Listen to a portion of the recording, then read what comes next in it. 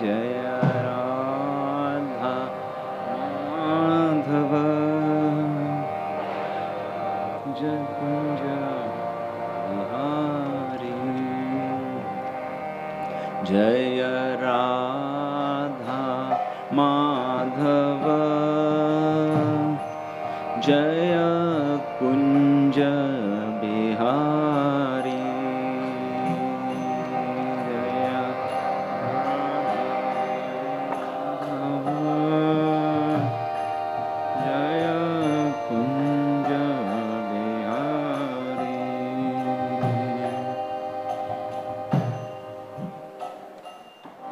जय राधा माधव जय कुंज बिहारी जय राधा माधव जय कुंज बिहारी जय गोपी जन वल्लभ जय गिरिवरधारी जय गिरिवरधारी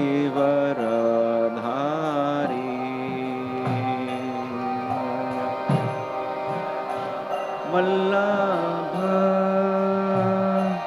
जय गिरिवरधारी जय गिरिवरधारी जय गोपी जन वल्लभ जय गिरिवरधारी जय गिरिवरधारी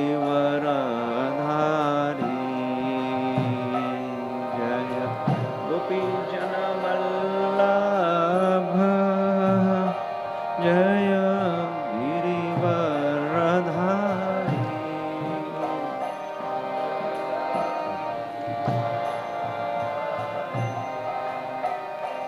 जय यशोदानंदन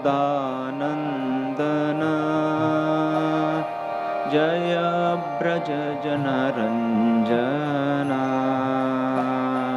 जय यशोदानंदन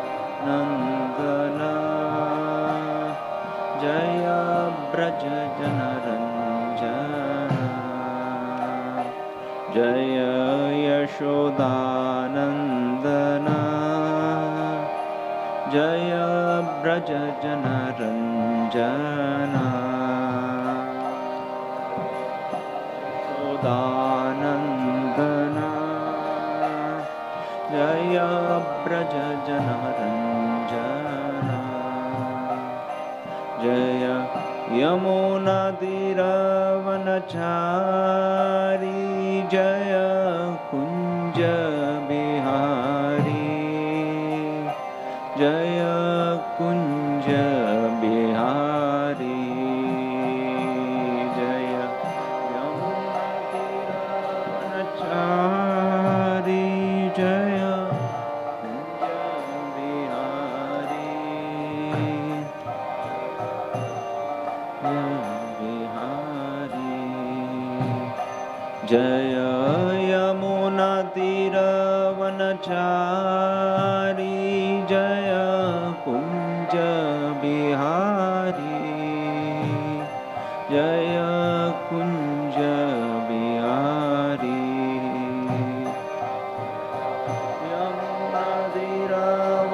यमुनातीरवनचारी जय कुंज बिहारी जय कुंज बिहारी जय राधा माधव जय कुंज बिहारी जय राधा माधव जय कुंज बिहारी जय राधा माधव जय कुंज बिहारी जय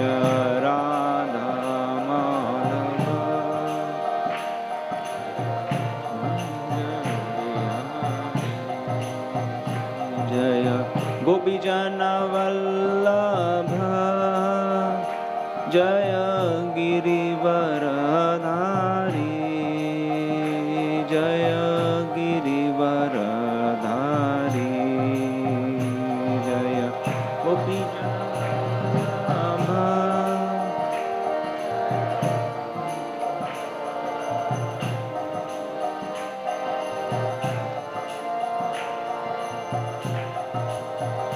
जय गोपीजनवल्लभ जय गिरिवरधारी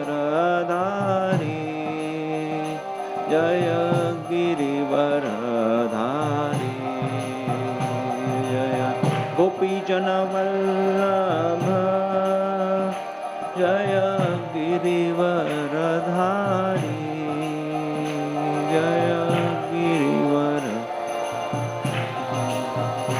जय यशोदानन्दन जय ब्रज जन रञ्जन जय यशोदानन्दन जय ब्रज जन रञ्जन जय यमुनातीरवनचारी जय कुञ्ज बिहारी जय कुञ्ज बिहारी जय यमुनातीरवनचारी जय कुञ्ज बिहारी जय कुञ्ज बिहारी हरे कृष्णा कृष्ण कृष्ण हरे हरे हरे राम राम राम हरे हरे हरे कृष्ण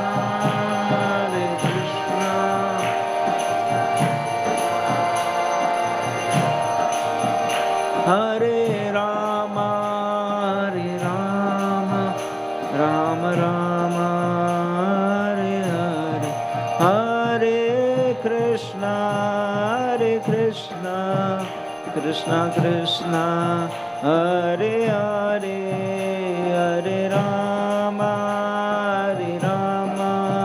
राम राम हरे हरे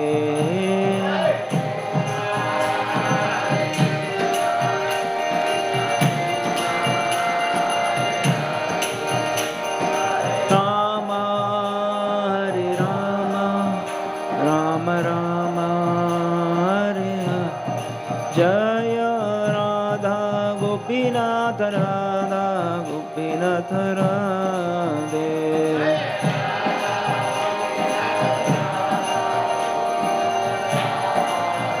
जय श्री गोपाल जय श्री गोपाल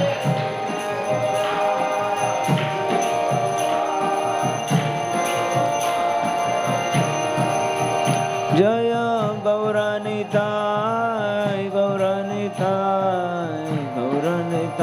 जय गौरनिताय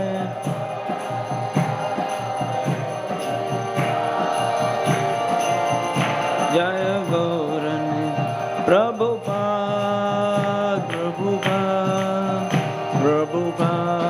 जय प्रभुपाद जय प्रभुपाद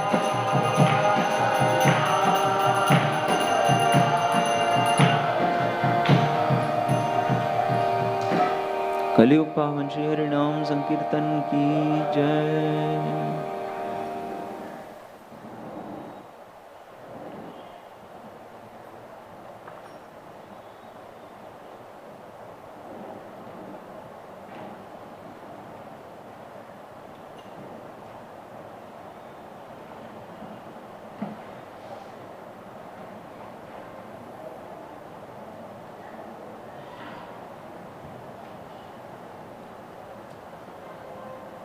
ओम नमो भगवते वासुदेवाय।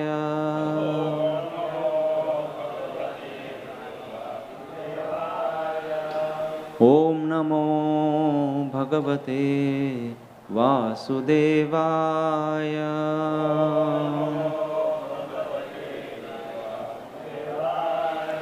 Om Namo Bhagavate Vasudevaya.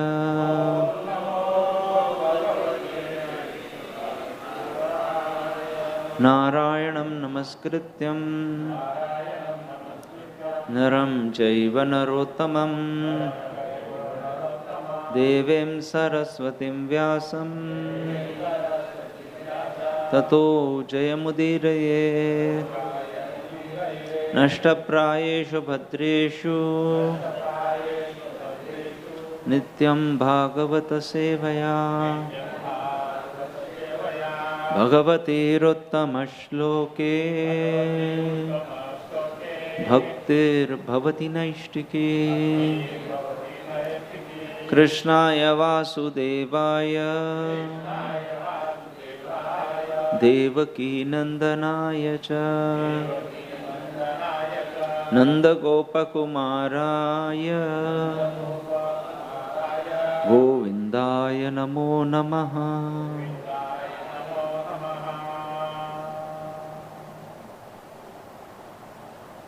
Hare Krishna. So we would like to welcome all devotees for today's morning Bhagavatam class. We are reading from Srimad Bhagavatam, first canto, chapter 13, entitled Dhritarashtra Quits Home. Text number 47. Ahastani sahastanam Ahastani sahastanam Apadani chatushpadam Apadani chatushpadam Falguni tatra mahatam Falguni tatra mahatam Jivo jivasya jivanam Jivo jivasya jivanam Ahastani sahastanam Apadani chatushpadam Falguni tatra mahatam Jivo jivasya jivanam. Ahastani sahastanam Apadani chatushpadam Falguni tatra mahatam Jivo jivasya jivanam.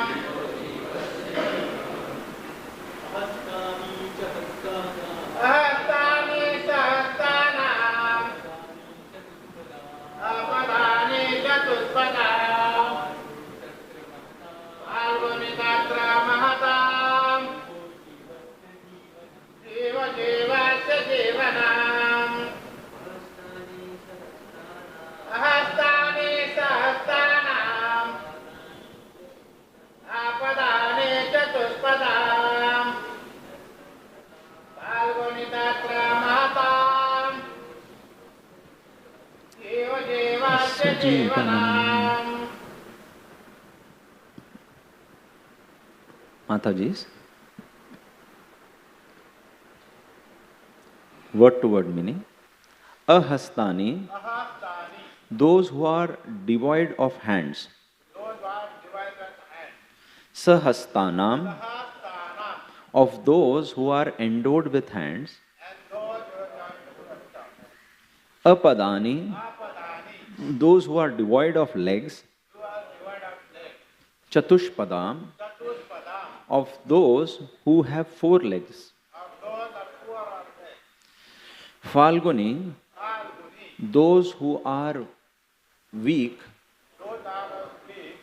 Tatra, Tatra, there. there, Mahatam, Mahata, of the powerful. the powerful. Jiva, Jiva, the living being. the living being. Jivasya, Jivasya, of the living being. the living being. Jivanam, Jivanam, sustenance. sustenance. Translation and purport by His Divine Grace A.C. Bhaktivedanta Swami Prabhupada. Jai Prabhupada. Translation. Those who are devoid of hands are prey for those who have hands. Those devoid of legs are prey for the four-legged. The weak are the subsistence of the strong, and the general rule holds that one living being is food for another. Purport by His Divine Grace, A.C. Bhaktivedanta Swami Prabhupada. A systematic law of sustenance in the struggle for existence is there by the supreme will, and there is no escape for anyone by any amount of planning. The living beings who have come to the material world against the will of the Supreme Being are under the control of supreme power called Maya Shakti, the deputed agent of the Lord, and his Devi Maya is meant to pinch the conditioned souls by threefold miseries, one of which is explained here in this verse. The weak are the subsistence of the strong. No one is strong enough to protect himself from the onslaught of the stronger, and by the will of the Lord, there are systematic categories of the weak, the stronger, and the strongest. There is nothing to be lamented if a tiger eats a weaker animal, including a man, because this is the law of the Supreme Lord.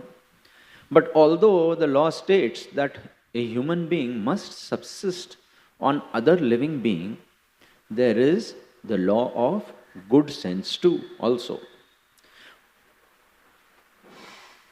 For the human being is meant to obey the laws of the scriptures. This is impossible for other animals.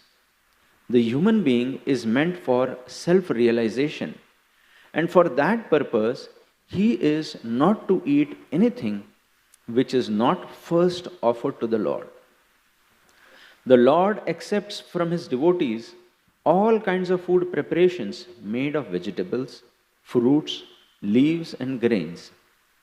Fruits, leaves, and milk in different varieties can be offered to the Lord, and after the Lord accepts the foodstuff, the devotee can partake of the prasad, by which all suffering in the struggle for existence will be gradually mitigated. This is confirmed in Bhagavad Gita 9.26. Even those who are accustomed to eat animals can offer foodstuff, not to the Lord directly, but to an agent of the Lord under certain conditions of religious rites. Injunctions of the scriptures are meant not to encourage the eaters of animals, but to restrict them by regulated principles. The living being is the source of sustenance for other stronger living beings. No one should be very anxious for his subsistence in any circumstances, because there are living beings everywhere, and no one living being starves for want of food at any place.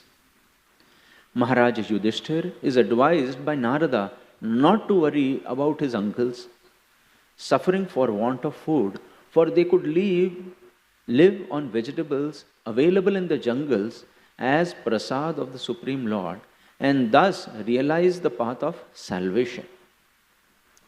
Exploitation of the weaker living being by the stronger is the natural law of existence. There is always an attempt to devour the weak in different kingdoms of living beings. There is no possibility of checking this tendency by any artificial means under material conditions. It can be checked only by awakening the spiritual sense of the human being by practice of spiritual regulations.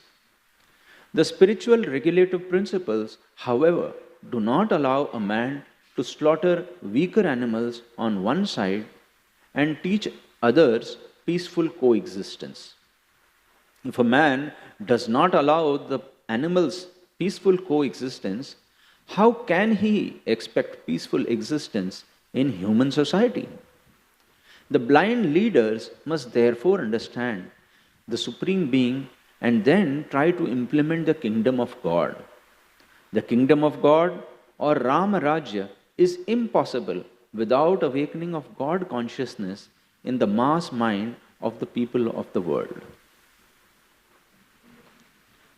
Om Ajnanatimirandhasya Jnananjanashalakaya Chakshurunmilitam Yena Tasmai Shri Gurave Namaha.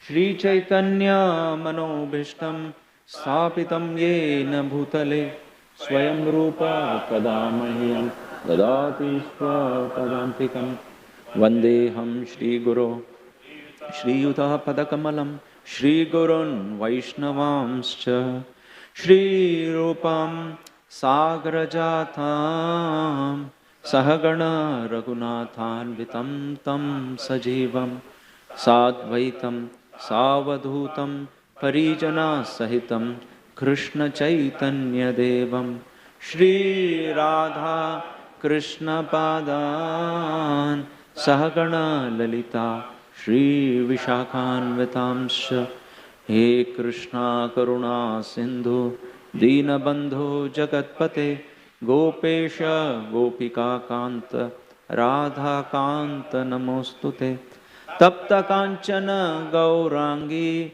Radhe Vrindavaneshwari Vrishabhanu Sute Devi Pranamami Haripriye Vancha Kalpatarubhyascha Kripa Sindhubhya Evacha Patitanam Pavanebhyo Vaishnavebhyo Namo Namaha. Jai Sri Krishna Chaitanya Prabhu Nityananda Shri Advaita Gadadhar Shivasadi Gaur Bhakta Vrinda. Hare Krishna Krishna Krishna Hare Hare Hare Rama Rama Rama Hare Hare.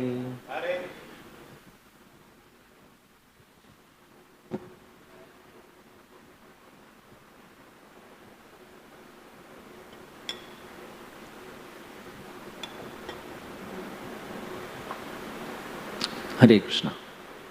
So first of all, I would like to seek the blessings of all the assembled devotees, and so that I may be able to speak something on this very exalted subject of Srimad Bhagavatam for my own purification and for the pleasure and of devotees. So today's verse, Ahastani Sahastanam Apadani Chatushpadam Falguni Tatra Mahatam Jivo Jivasya Jivanam. This is a very popular verse. Many times Srila Prabhupada and many of our acharyas have quoted this when it comes to show how nature is actually self-sufficient. The nature which is created by the Supreme Lord, as the translation says, those who are devoid of hands are prey for those who are having hands, and those devoid of legs are prey for the four-legged. The weak are the subsistence of the strong, and the general rule holds that living beings, one living being is food for another. So in this purport, it's a long purport, yet at the same time, because it's so very important verse, and Srila Prabhupada has made many beautiful points over here. So we will try to see and discuss about some of them. Maybe due to the paucity of time, we may not be able to discuss everything. But we can see that the context in which this verse is spoken, this verse is being spoken by Narada Muni to Yudhishthir Maharaj. And as we have heard during the from the talks given by the previous speakers, that Yudhishthir Maharaj is very much concerned and very saddened by the sudden departure of his uncle Dhritarashtra and Gandhari, and along with him Vidura also, who had come after a very long time to visit the palace. And Yudhishthira Maharaj was thinking that how are they going to survive? They have gone out without, and Narad Muni had explained to them that they have actually taken up Vanaprastha, now they are going to dwell in the forest. So Yudhishthira Maharaj, knowing fully well that Dhritarashtra was born blind, and we know, even for people with eyes, it's difficult to stay or to spend time in a jungle. And Gandhari Devi, although she had eyes, she had voluntarily accepted blindness by, covering her eyes to follow in the footsteps of her husband. And in such precarious condition, how, and that too, now they are old, they were no more young like earlier. Now, in their fag end of life, how are they going to survive in the jungle? But as is being described over here, the jungle is, or the nature is, as it's spoken in this verse, it's the survival of the fittest. So, Narad Muni is actually trying to console Yudhishthira Maharaj not to worry so much. Because in the previous verse he says that don't think that you are the one who is going to protect them. Because many times we have the feeling, oh, I am actually the doer.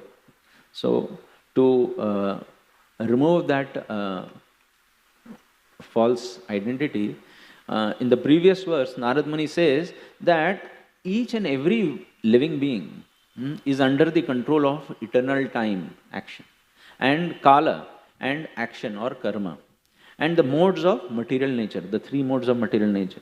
So, how can one being who is already in the jaws of a serpent, how can he protect others? So, each and every one of us are actually being devoured by the eternal serpent of time. So, we may think that, oh, actually I am providing for the sustenance of those people who are dependent on me and like that. But actually it is the Supreme Lord who is providing. He is the one who is giving, it is said, in Hindi there is this nice saying that हाथी को मन भर देता है और चींटी को कण भर देता है. तो देने वाला तो भगवान है. It's not that we are by our endeavor or by our efforts only we are protecting someone or providing. So Narad Muni is explaining here, don't be anxious, that the Supreme Lord, He is actually the maintainer of all living entities. All means each and every one of us.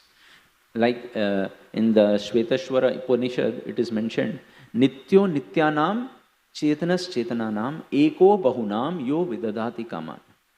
So the Supreme Personality of Godhead, He is the maintainer of all the innumerable entities, living entities. And that one Nitya, the Supreme Lord, He is taking care of all the Nityanams. So there is one very nice story in the Shastra about one of our Acharyas, Sridhar Swami.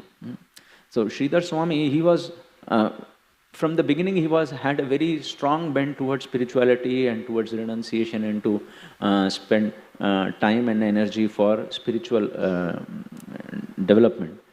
But then, because he was married and he was having a wife, so he wanted to fulfill those responsibilities also and take to the renounced order.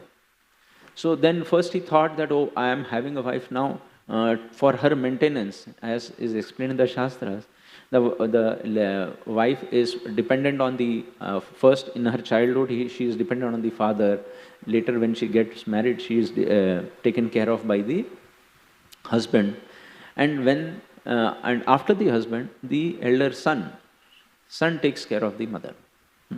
So thinking like that, Sridhar Swami thought, okay, as soon as I can get a child who can take care of my wife, then I should leave. But then it so happened that when the child was born, the mother passed away. So then Sridhar Swami was thinking, oh, now this child is totally helpless. If I leave him and go for spiritual, in my spiritual journey, then how will this baby survive? This baby is totally without any shelter. So thinking like this, he was worried. At that point of time, he just saw that there was a lizard, and she gave birth to a small baby lizard, and at that lizard also died, the mother. But the small lizard, baby lizard, it was so small, yet Sridhar Swami saw that a small mosquito or a insect was just flying next to it, and immediately the baby lizard opened its mouth, took out its tongue and grabbed the insect, and he ate. So immediately Sridhar Maharaj could understand that the Supreme Lord, He has actually given us the intelligence, He has given us the necessary food available for each and every living entity. If this small baby lizard can survive without, can take care of her needs, then why not the small baby also? So then, of course, Sridhar Maharaj made necessary arrangements for the baby child, and then he took to renunciation. And then he gave us to this entire society such great literature and scriptures. So here we can see that it is the nature created by the Supreme Lord is actually complete in itself, and it can take care of itself. So similar thoughts are presented by even to Parikshit Maharaj by Sukadev Goswami. When Sukadev Goswami to inspire and to encourage Parikshit Maharaj to take to renunciation, he said that it's Krishna who's protecting all, and he is the maintainer. He says, for any renounced person, it's not necessary that he has to be dependent on worldly people for support and for his maintenance. He says, Chirani kim patantina santi dishanti bhiksham naivangripa parabhritya saritopi ayushyan. He says, Chirani kim navdhati. Means there are so many torn clothes, it's not necessary that anybody can survive by getting or using the torn clothes also which are lying on the streets or anywhere. Many people, there are so many affluent people that they use clothes or anything for some time and then they just give it away or discard it. So there is enough available, like especially taking care of the waste department management. We find many things are discarded by the owners, although they have a lot of useful life still remaining. So if you recycle, then many people's needs can easily be met with from whatever has been discarded by others, thinking that, oh, it's not of any use to me right now. So, and he also says that there are so many trees and plants that can provide you food and sustenance, and you don't have to work hard or earn a living, like we say. We feel that, oh, the success of human life is only when you are able to make your children apne पैरों पे खड़ा करना है. They can able to sustain their livelihood. They can able to earn their bread and butter. So, and then there are so many rivers. If you want food to eat, there are so many trees and plants which are ready to give you fruits, leaves and vegetables. And there is flowing water, rivers, which many reservoirs of water, which can provide you ample water for your thirst, to meet your thirst. And then there are caves in the mountains. So, and above all, the Almighty Lord is there to protect the surrendered soul. So you don't have a sadhu does not have to depend, or he does not have to go with a begging bowl in the hands to mundane people for his sustenance. Actually, Supreme Lord can provide everything. Like recently, we had just visited, Krishna Prabhu was also there with us. We had gone to Govardhan Eco Village, and Sanat Kumar Prabhu and his entire team for rural development, they had organized a Ran Bhaji Mahotsav, a wild forest food festival. We may even, we would not have imagined it in our wildest of imagination. That was the conclusion. Means this wild forest food festival, this was at Jawar, village very close to Govardhan Eco Village. And there, this was a festival of Ran Bhaji. Ran Bhaji means forest vegetables. And you won't believe, there were more than, means they had made, it was organized in collaboration with the BIAF. That's also another organization which is engaged for many years in rural development. And there they had put so many posters of different varieties of vegetables which are found especially in the forests. When we think of vegetables, we can think of maybe 5, 10, 15 vegetables, maybe 20 max. But there were more than 120 different types of vegetables which are there, which are actually existing. These are vegetables and flowers and fruits and so many roots and different types of. So of course, there are so many vanaspati or so many plants and in the forest. It's not that every forest tree, leaf or the fruit is edible. Maharaj was once explaining in one of his lectures that he had gone to Europe somewhere and they were walking through some a forest after having a very nice bath in the beach. And then they came across very beautiful and very attractive blueberries over there. And Maharaj he was actually leading the devotees, and he felt that, if we collect these blueberries, everybody now, they must be feeling hungry and thirsty. These fruits will be very nice and delicious. But then he asked one of his fellow devotees, because he knew that there are chances that these could be non-edible also. So then actually it was like that the devotee mentioned, no, these are actually very poisonous. If somebody consumes that, then it is sometimes so strong that somebody may lose his life also. So to understand which leaf or which fruit or which root is edible or not, that also is a science, and there is a lot of knowledge which is available in the Shastras, and they teach us. And in fact, in this occasion, this person from Bayaf, he was actually encouraging. There were so many, more than 100 villagers, the ladies and gents, they had assembled over there. And he was asking them so many questions about different vegetables. And many of the villagers also were not aware of that. So the purpose of this entire festival was to create awareness amongst people, because these vegetables, which are actually not only they are healthy, they are delicious to taste, and they are easily available also. At the same time, they are also very nutritious. They provide us so much of immunity and so much of nutrition. So it's important that this knowledge is also, now it's made, it is shared amongst people, because slowly, very few, only the elderly women were there who were knowing. In fact, even to prepare the vegetables, there is a process involved.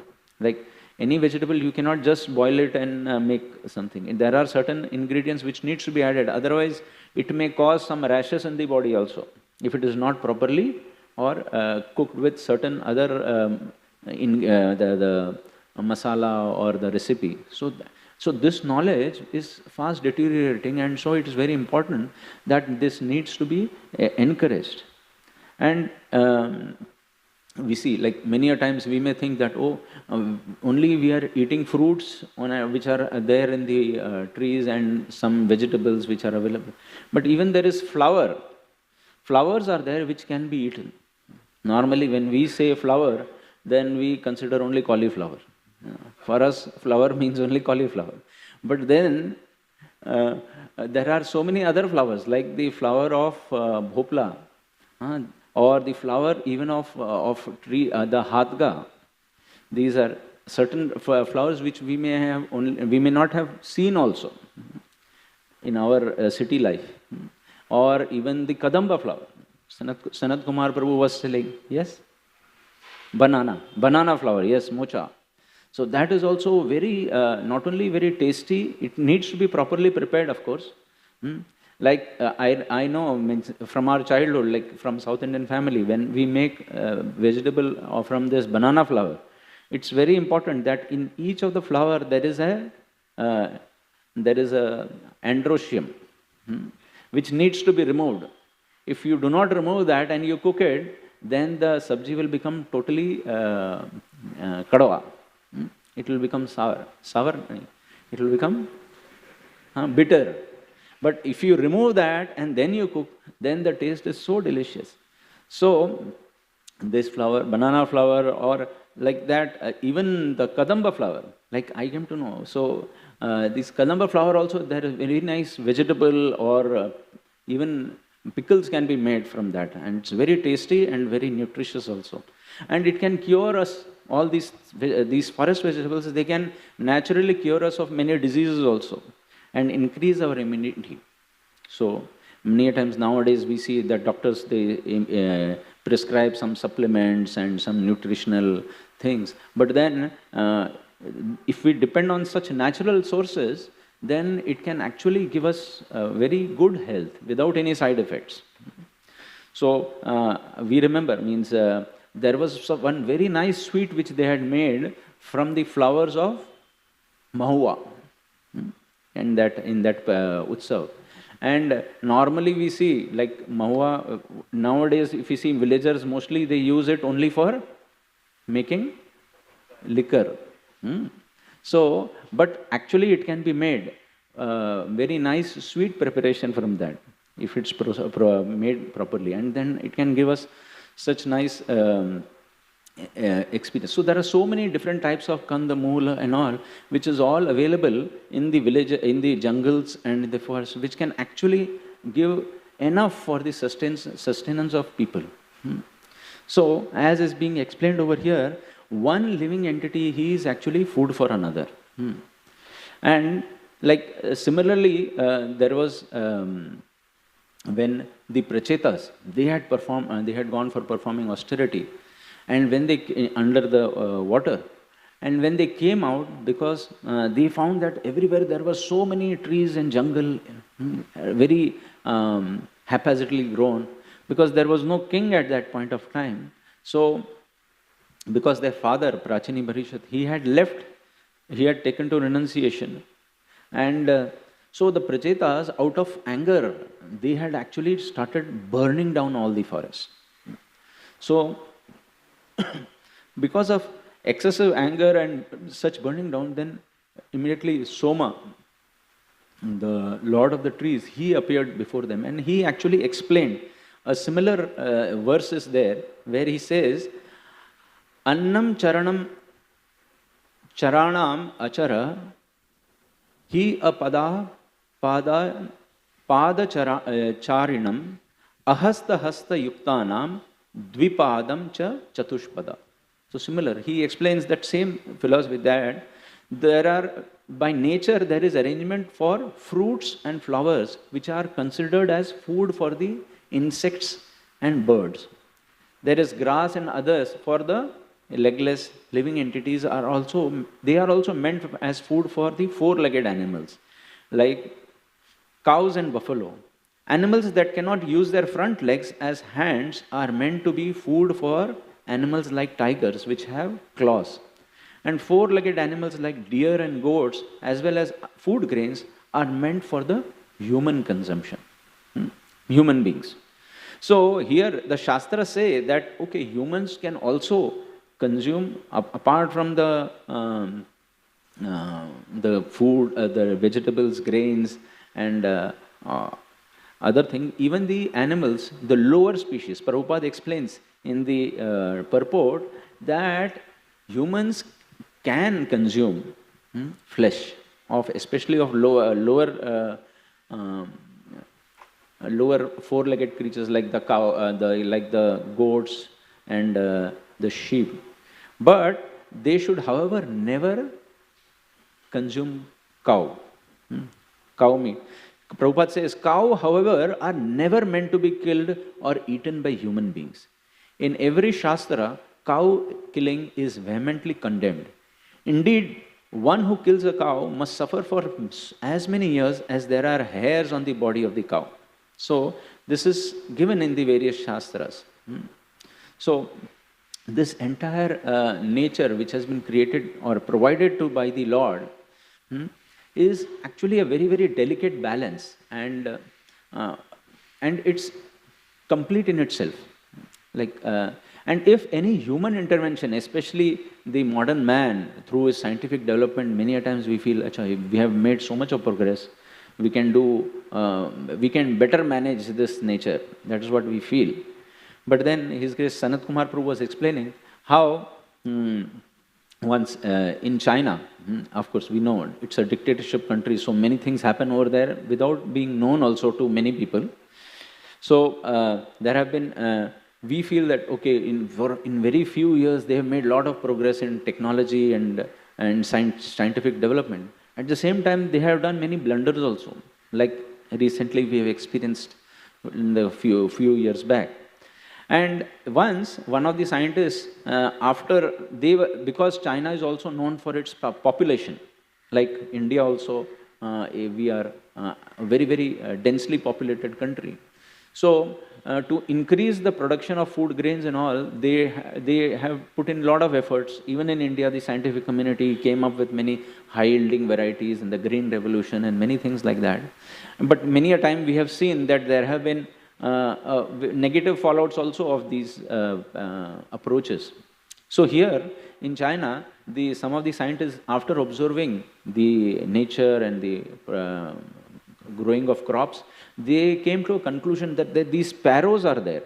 These sparrows, they are causing the destruction of almost like 8 to 10% of the food grain production, which is happening. So they said, now that population is increasing, so this actually, whatever the sparrow is eating is actually a waste. If we can control that, if we can reduce that, that much more food grains will be made available for human consumption. So then the dictatorship, they made an order that, okay, we will kill all these sparrows.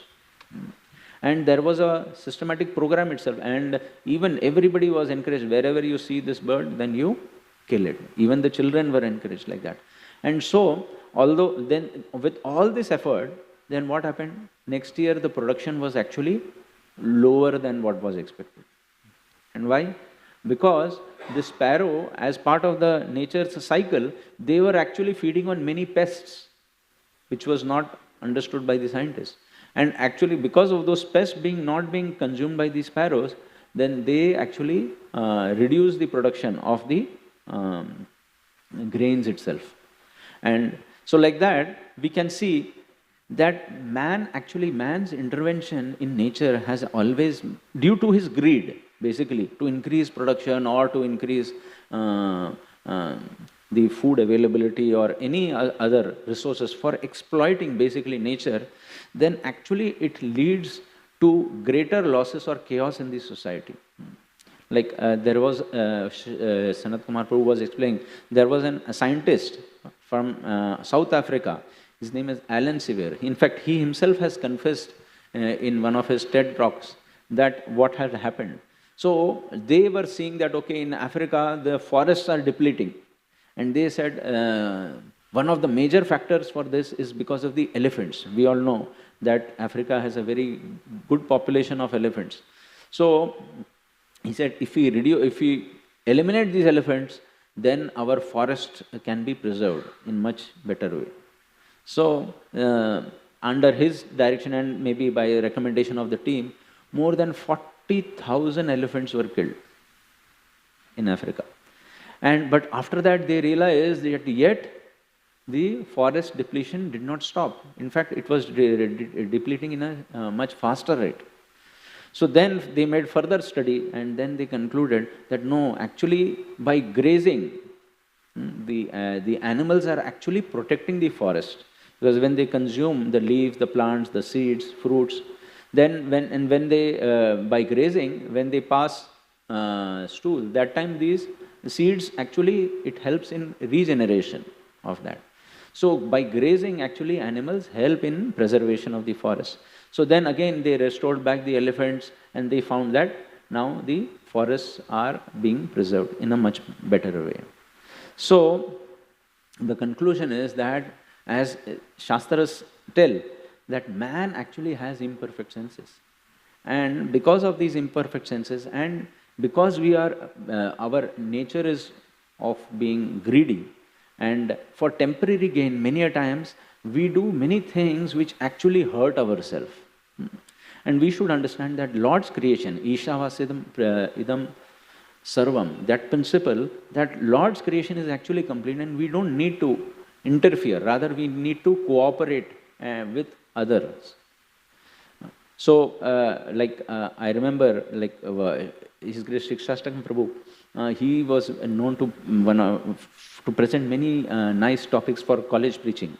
And one of his topics that he began, and one of the topics which I also learned from him and presented, was failures as stepping stone to success.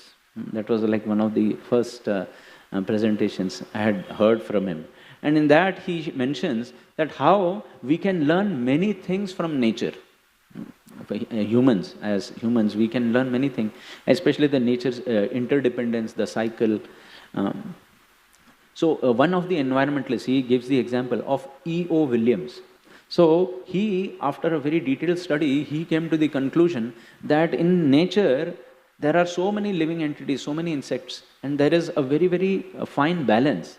So even if one insect, very small insect, or if it is removed, then there will be a great turmoil in the nature, there will be in the society.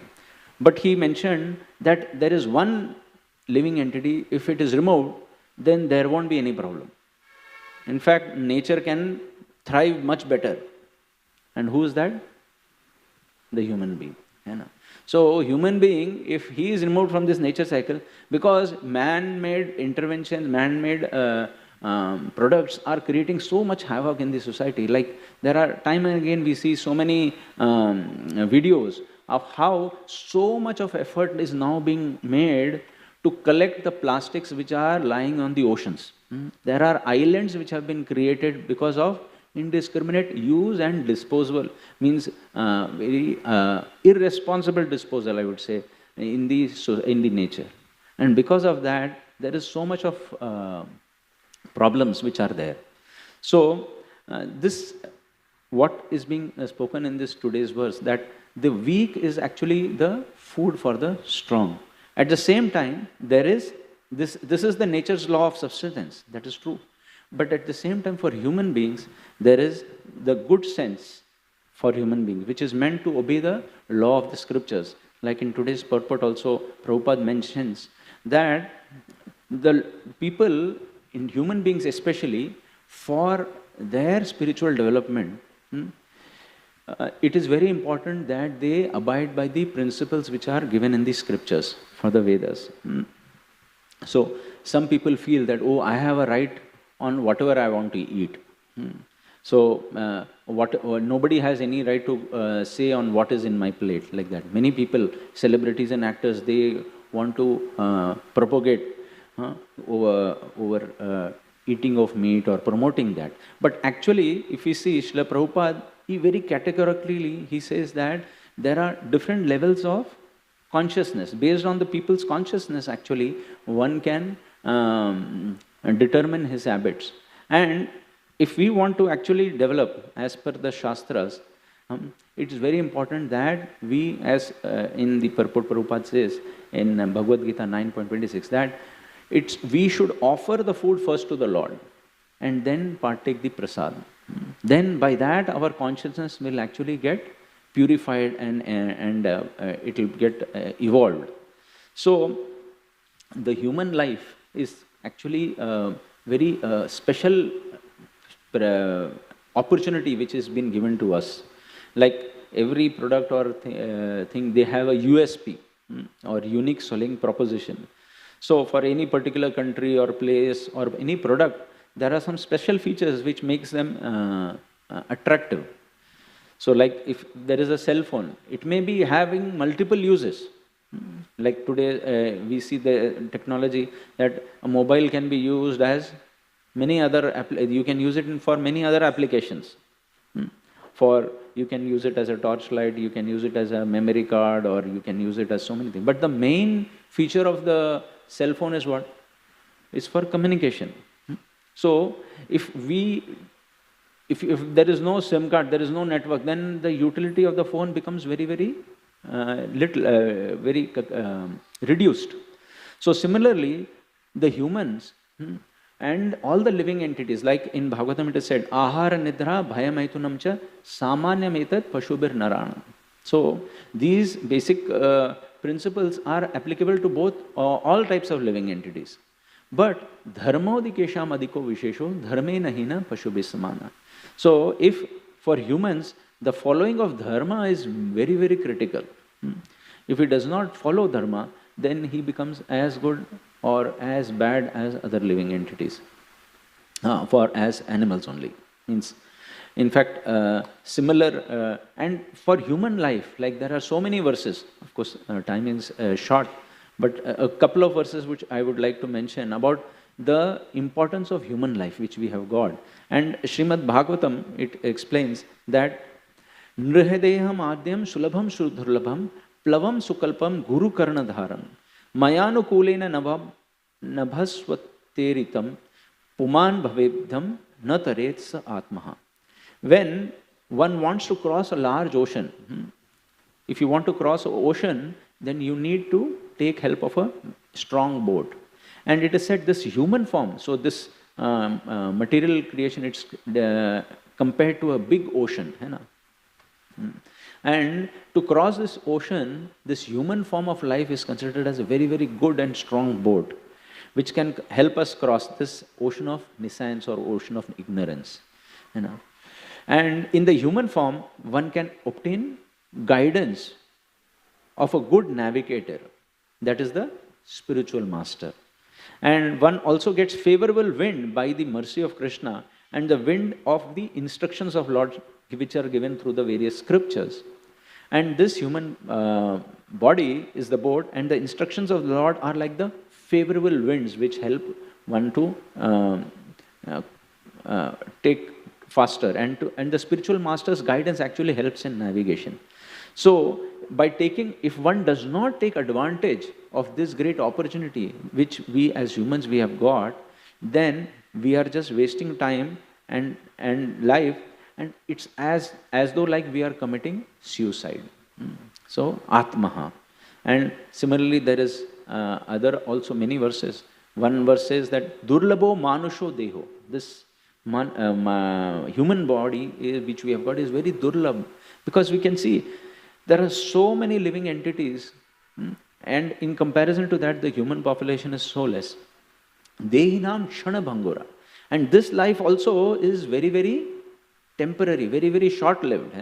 Now we can see that even our ancestors, they were living for so many years. Now human life, although in spite of all the advancement, human life is reducing in number of age. And tatrapi durlabham manye vaikunta priyadarshanam. And even more difficult or durlabh is in such human form of life getting the association of devotees and being able to make spiritual progress and going back home, back to Godhead. So this is a very, very great opportunity, and as human life, humans we have got, and we can make our this, just like we are seeing, we are celebrating even Navaratri, and we can see this entire this material creation is being controlled by Durga Devi. And I just yesterday I was going through Maharaj's lecture, and he was mentioning that how this Durga Devi, she is using in her hand, she is having the trident, and she is actually inflicting, like Prabhupada mentioned, that through the three gunas or the three kleshas, adhyatmic klesha, adibaudik klesha, adidevi klesha, she is actually ensuring that living entities are following or getting to discipline. This is like a jail, and she is like the jailer whose thankless task is to discipline all these people who have actually, like Prabhupada says, who have become vimukh to the Supreme Lord, who have given up the association of the Lord and come over here to enjoy separately from the Lord. And so, but if we actually surrender to the Lord, then this same, because Lord is omnipotent, that same Durga Devi, she can be transformed into the Shakti of Lakshmi Devi, or the power of Radharani, Srimati Radharani's mercy. And by doing so, she can actually help us to speed in or to fasten our journey back home to the spiritual world. So I would like to stop over here. Thank you all very much for your patient hearing. Granthraj Srimad Bhagavatam Mahapuran ki, Srila Prabhupada ki. Thank you all very much. Hare Krishna.